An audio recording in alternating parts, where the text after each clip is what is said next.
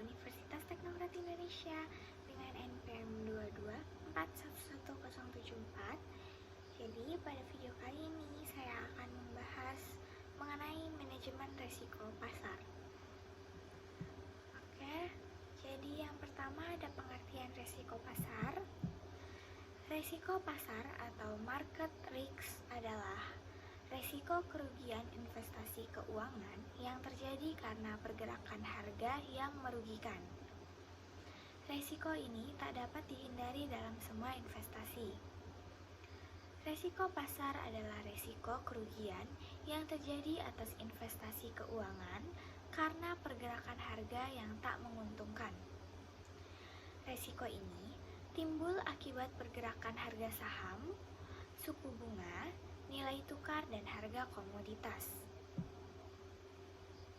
Lalu ada jenis-jenis resiko pasar. Yang pertama ada resiko suku bunga. Resiko suku bunga timbul dari fluktuasi suku bunga yang tak terantisipasi akibat kejadian moneter yang diambil bank sentral sehingga menyebabkan penurunan harga sekuritas. Lalu ada resiko komoditas. Setiap volatilitas komoditas tertentu seperti minyak atau biji-bijian dapat memengaruhi kinerja seluruh pasar dan seringkali menyebabkan krisis dari sisi penawaran. Lalu yang ketiga ada resiko mata uang.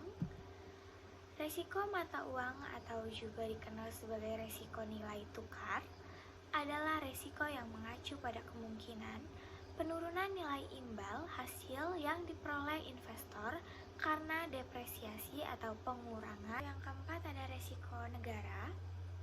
Berbagai variabel makro yang berada di luar kendali pasar keuangan dapat memengaruhi tingkat pengambilan investasi. Contohnya, tingkat stabilitas politik, tingkat stabilitas defisit fiskal, kerentanan terhadap bencana alam, lingkungan peraturan, kemudian kemudahan berbisnis, dan lain sebagainya. Lalu ada cara pengelolaan resiko pasar. Yang pertama ada menentukan toleransi resiko perusahaan. Sebelum mengembangkan strategi pasar, perusahaan harus terlebih dahulu menentukan seberapa besar resiko yang dapat ditanggung. Lalu yang kedua ada diversifikasi aset. Strategi sederhana untuk mengelola resiko adalah menghindari semua investasi di sektor yang sama.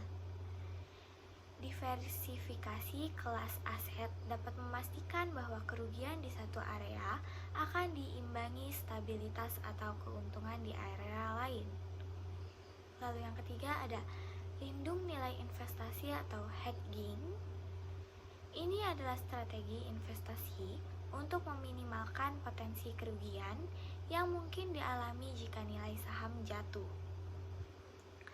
Ini dilakukan dengan membeli opsi yang memberi perusahaan hak untuk menjual saham pada harga yang disepakati jika nilainya mulai turun. Lalu yang keempat ada tetap terinformasi. Waspadai perubahan pasar dan bagaimana fluktuasi dapat memengaruhi investasi dengan mengikuti perkembangan pasar saham dan pergerakannya. Lalu yang kelima atau yang terakhir ada jangan tergesa-gesa. Bila nilai saham perusahaan turun, jangan panik. Perubahan kecil di pasar mungkin hanya berdampak sementara. Sebelum menjual, amati tren pasar secara keseluruhan dan tentukan apakah perusahaan mampu mempertahankan investasi jangka panjang. Jadi mungkin itu saja yang dapat saya sampaikan mengenai manajemen resiko pasar. Thank you for watching and see you di next materi.